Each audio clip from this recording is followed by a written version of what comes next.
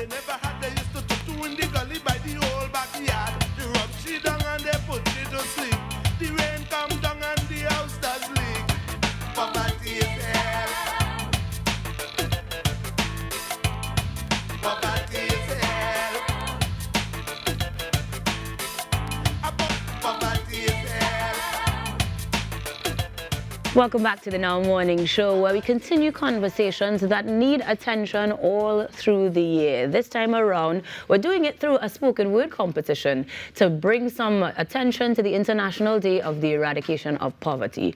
To help us with that conversation, Stephanie Balchan, Research Specialist 2 in the Ministry of Social Development and Family Services, discusses the options that we are exploring this morning. Welcome, and thanks for coming. Hi, good morning. Thanks for having us on. Absolutely necessary, because as we were saying during the week, Yes. the eradication of poverty internationally is observed over a course of an entire year. Actual culmination in October. Yes. So here I am saying we're kind of early, but it's really that we really need to devote some time to this. Correct, yes. Tell me a little bit as to, first of all, the significance globally, and then describe to me how we are able to do that over the course of a year. Yes. So poverty is multidimensional, because most of the times when people hear poverty, it's natural to think it's just economic deprivation. Right. But we have something called a multidimensional poverty index, and you have 3 categories. So you have it in health, in standards of living, and you have it in terms of education.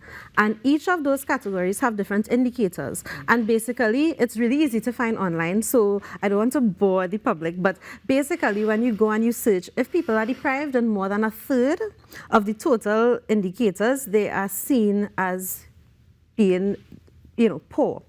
And it's important to understand that depending on where you live in the world, it can mean something different for you. Absolutely. So that's why it takes a year to really delve into the themes of poverty and the understanding of it. And it develops a conversation, because we do take a lot for granted, and it's important to understand what different people go through in different places. Absolutely. Now, granted that you've clearly outlined some core areas of focus, if you will, is there still some sort of measurement or quantifiable level of success we can assess each period? The world right now has something called a poverty line.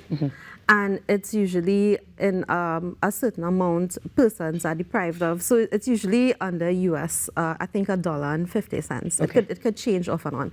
But right now in Trinidad and Tobago, we have a poverty line, and it's $1,400 a month, which has to be revised. And basically, we look at those measures because people need finances to get what they need, whether it's to pay utilities, for resources, or to send their children to school, or themselves to go to school and whatnot, and care for their health. So that is one of the ways the world looks and benchmarks poverty. So there's a poverty line. Okay. So Trinidad has its own, and different places have their own poverty line. Now, this year, the theme in particular, what exactly are we exploring? So it's called Ending Institutional and Social Maltreatment and Working Together for Just, Peaceful and Inclusive Societies. That is long.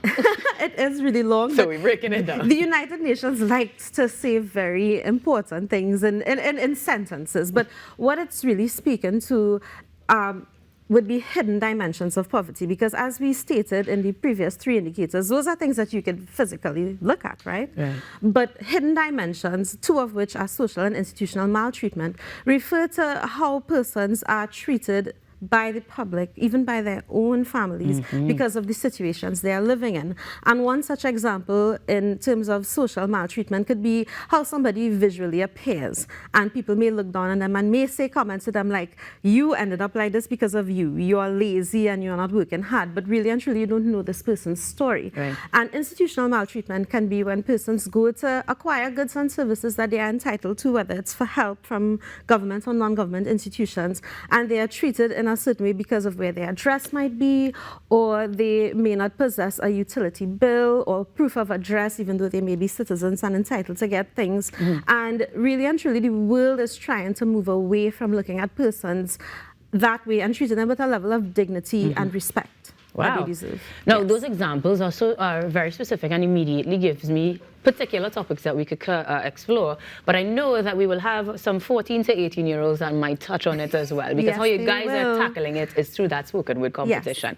Tell me, what was the genesis of that particular age group attacking this topic? The reason why we chose this age group is because even though we believe that children of all ages have something to say, we think that individuals that age, they will have the life experience somewhat to probably delve into these topics, and they may have the experience academically to Right. build on something. That's not to say that in future years we may decrease the age, Right. but for now it's 14 to 18 years, because they would have done a certain amount of social studies and those type of subjects. And also the internet is in existence, and if persons simply just look at this theme and they Google it, they can find the information Right. on hidden dimensions of poverty to assist with their spoken word. The title or subtitle, Poverty Has a Face, Name, and an Address. Yes. It's going to give us some specificity that we're looking Yes, for. and the reason being, as we spoke about people having dignity and being treated as people, it's important to know that in spite of where somebody may reside, because you have persons who are street dwellers and they may not have a fixed place of abode, they have a face, they have a name, and they have an address. They are people and they matter, and they deserve a level of dignity and respect. Completely agreed. Now, in terms of the competition itself, when we know the age group, in terms of registration or any other requirements, what do we need to do to be a part? So to be a part of it, you have to be a citizen or resident of Trinidad and Tobago, and there's no registration formally. That's the qualification. When you are doing your spoken word piece, we encourage persons to write it down and then perform it to the camera. And if you go on our social media handles for the Ministry of Social Development and Family Services, we have a poster promoting this competition, and there's a QR code and the guidelines. If persons' phones may not work for the QR code, don't worry, we have the guidelines there. Good.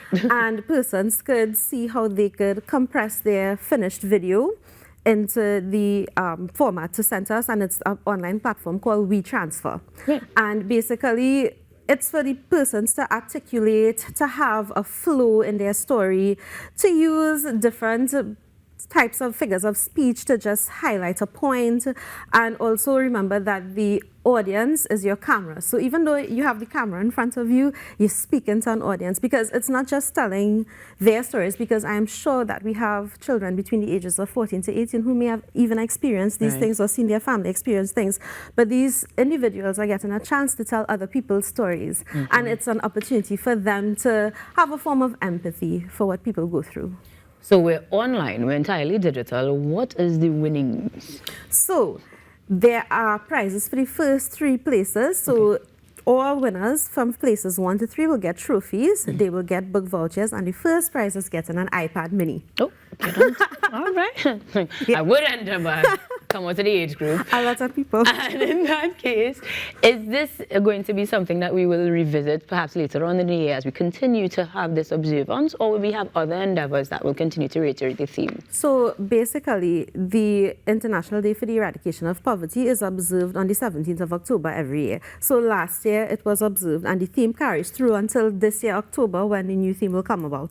Social Development does a sensitization during the week of the 17th in October with our ministry and cooperating ministries and other agencies, NGOs, etc. And after we do that, the spoken word is really our launch of this, because we want to engage the youth and we want to ensure that their voices are heard for this, for this type of event. Well, we're hearing them loud and clear, and we look forward to hearing all of the entries as we can go onto the website and view them as John Public. Yes. For now, though, we will probably check in with you before the 17th of October or the week thereof. And for now, we thank you, Ms. Balchan, for making sure that we know that poverty has a face, a name, and an address. Thank you very much. An absolute delight to have you, Stephanie Balchan, Research Specialist 2 in the Ministry of Social Development and Family Services, as we get ready to do our part with a spoken word international competition for the international eradication of poverty. Guys, stick around, and our morning show continues with more after these messages. Poverty is hell. Poverty is hell. Wake up in the morning and the baby cry. The sugar pan empty, the milk bottle dry. The little boy child on the mango tree. The mango green, cutting up his